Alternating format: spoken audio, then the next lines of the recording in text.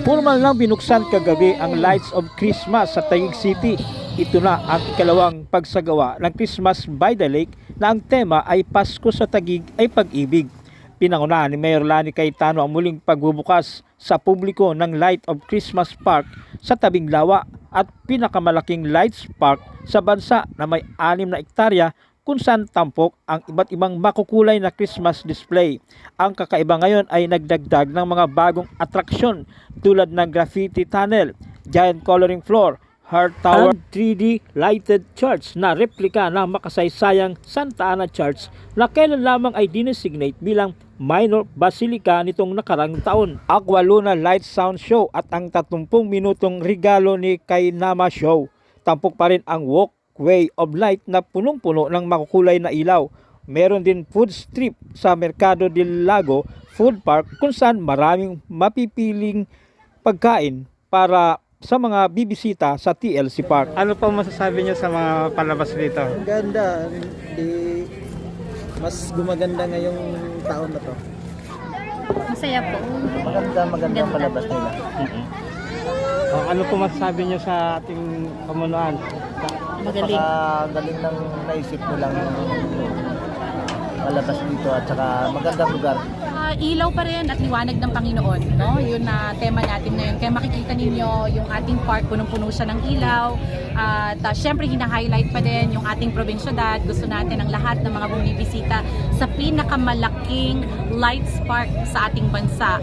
Na maramdaman nila na kakaiba talaga ang Taguig, no? Saan ka makakakita ng isang lungsod na moderno sa napakaraming aspeto, pero pag pumunta ka sa aming Lakeshore community ay damang-dama mo talaga yung pagka-probinsya nito. And we want to preserve that as a city and as a people. It's important for us kasi yan ang identity namin. I think yun yung nagbibigay ng uniqueness and charm sa City of Taguig. Ang sa mga Taguig libre po ito. Yes, of course. Yung sa mga hindi taga-Taguig na gusto You know, as much as possible, we try to accommodate everyone. Gusto namin na lahat talaga. But of course, syempre, dahil ang Christmas Park ay ginawa para sa mga taga-Taguig, talagang sila yung ating priority. But hindi namin sinasabing hindi pwedeng dayuhin ng mga kababayan namin, ng mga kababayan nating Pilipino. In fact, it's our joy to be able to share the park sa iba pa nating mga neighbors, sa mga karating lungsod. You know, last year, I can still remember, meron tayong mga bisita na galing pa as far as Cavite, Laguna, Bulacan, and Pampanga. And we're very proud, no, na nadadayo ng ating mga kababayan mula sa iba't ibang panig ng bansa, iba't ibang panig ng probinsya, pinagmula nila para dayuhin tayo dito sa Taguig. So, proud na proud kaming mga Taguigenyo na hindi na lang Fort Bonifacio ang pinupuntahan nila, pumupunta rin sila sa aming Lakeshore community. May mga binago po ba, Mayor, dito Of course, kung mapapansin ninyo, mas komportable, mas mararamdaman ninyo na mas binuhusan ng love, ng time, ng artistry ang ating park. Mararamdaman nyo yan. I think natatandaan nyo pa last year yung paglo-launch natin ng ating Lights of Christmas at ngayon mas mararamdaman ninyong much improved ang lahat ng mga features ng ating park. Syempre, nothing but the best for my beloved Taguig. Yung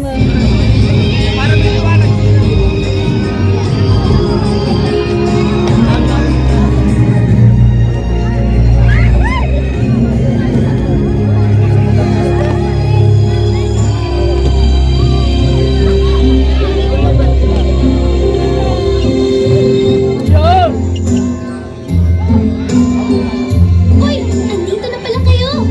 Pasko na naman! Ang huli ng araw, no? Paskong nagdaan! Tila ba kung kailan lang? Joke! Matanong ko kayo, nakatanggap na po ba kayo ng isang regalo na talagang minahal at iningatan nyo? Laruan ba ito? Mamahaling sapatos? O di kaya isang bagong gadget? na naman si Ebo. Noong unang panahon, nakatanggap ng espesyal na regalo ang mga mamamayan ng Barrio Bana.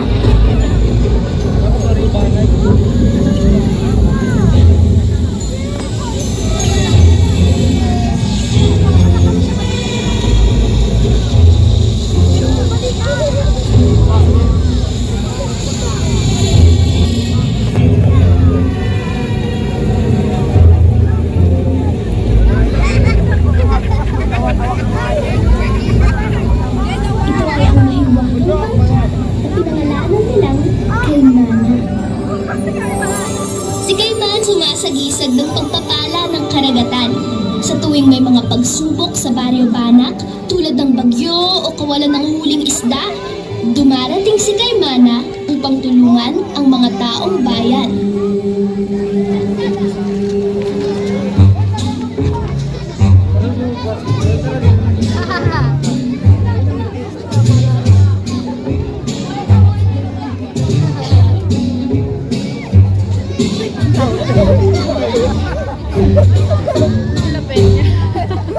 Ako si Ba, ako si Ra, ako si Kuda.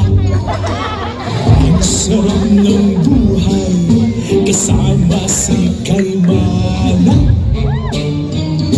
Ako si Ba, ako si Ra, ako si Kuda. Ano man ang panahon, ang huli ay sagad. Araw-araw namimingwit, kain tulog, repeat. Ang sarap na buhay, nagkasama si Kaimana. La la la la la. Kasama ni Kaimana. Sarap ng buhay, kasama ni Kaimana. Oo, tignan. Kahit bumagabi, hindi pa rin tayo pinabayaan ni Kaimana. Ang dami pa rin ating huli. Oo nga, maaasahan talaga si Kaimana. Nako, sinabi mo pa, walang problema, hindi niya kayang ayusin eh, no? Ba! Ra! Kuda! Pedro, nandiyan ka pala. Kumusta po kayo? Tulungan ko na po kayong mag-ayos ng lambat. Nako, wag na Pedro. Kaya na namin to. Mabuti pa, magpahinga ka na lang. Okay lang po. Oo nga, saka ka na lang tumulong, baka mapano ka pa eh. Hindi, kaya ko po. Tumabi ka Pedro, mabigat to. Gusto ko lang naman makatulong.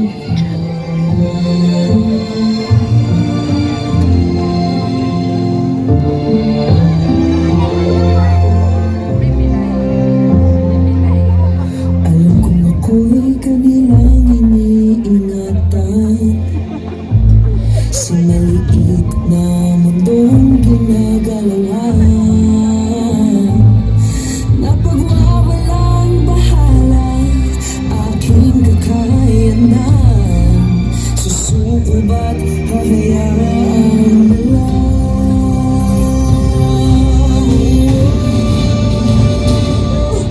Ako'y higit sa aking kapansanan. Sana'y balang araw pakinggan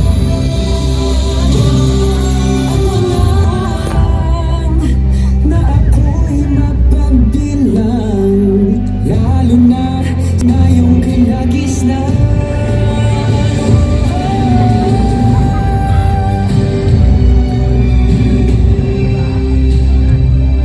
Ang hangad ko lang na ako'y mapabilang, lalo na sana iyong kinagisnan.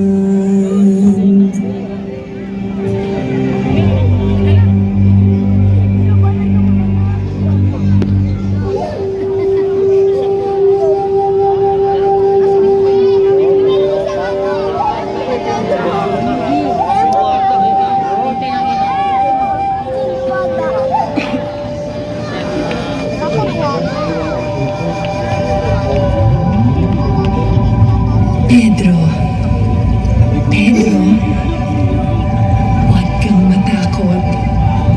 Ako si Luna, ang hiraya ng karagatan. Makinig kang mabuti. May paparating na unos. Kailangang maghanda ang Baryo Banak. Tibayan ang loob. Gawing gabay ang iyong puso. Tibayan ang loob. Gawing gabay ang iyong puso. Tibayan ang loob. Gawing gabay ang iyong puso. Tibayan ang loob. Gawing gabay ang iyong puso. Hindi ba parating na unos? Naku, kailangan mabigyan ng babala ang mga kabaryo ko.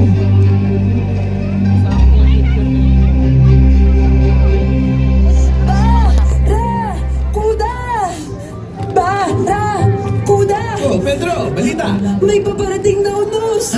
Ano mo? Kailangan nating maghanda! Eh, paano mo naman nasabi? Si Luna! Luna! lunang yan? Hiraya siya ng karagatan. Itong si Pedro talaga, oh. Sino ba yun? Kung ano-anong sinasabi. Kawawan nyo na, huwag na kayong kumalaw. Eh, andyan naman si Kay Mami. Dahil ba kayo nang iniinom pagkain? Siguraduhin ligtas sa mga baka. Tutulungan ko rin po kayo. Pedro, huwag ka nang mag-abala at huwag ka nang mag-alala. Batang to. Ay, naku, Pedro. Kumalma ka nga dyan. Ito, maghumpya ka muna.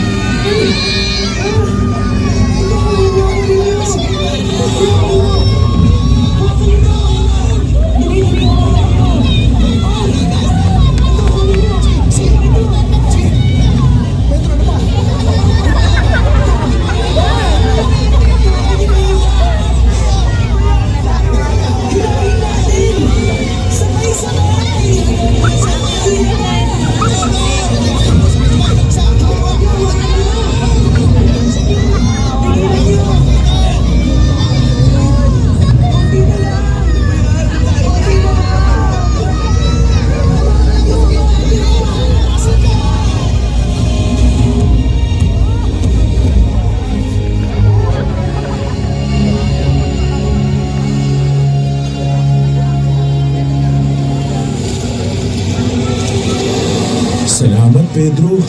Kung hindi dahil sa'yo, napahamak na ng gusto ang Barrio Bana. Ginawa ko lang naman ang tingin ko nararapat. Sino pa bang magtutulungan kundi tayo rin? Sabi ba yung naging kampante?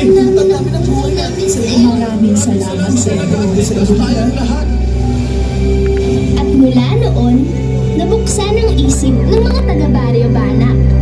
Wala nang mahiwagang bangkang sasagip. Ang bawat isa'y may kapangyarihang sumpuin ang anumang pagsubok na kanilang haharapin. At yan ang regalong hindi matutumbasan ng kahit ano pang material na bagay.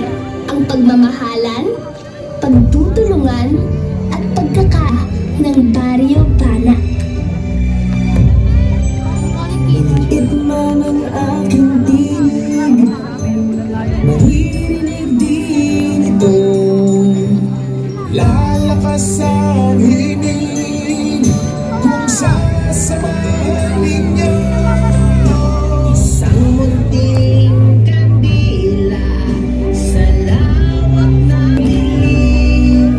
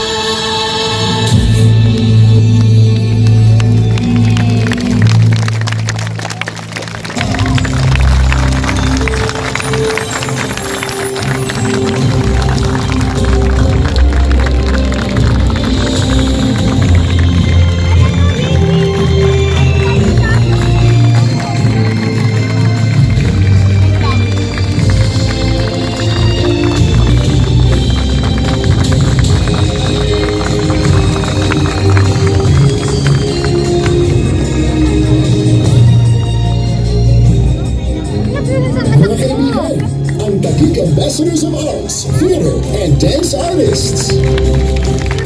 Inyong napanood ang dulang Regalo ni Kaimana na isinulat ni Santiago Rafael Bocobo at She Dato Bocobo.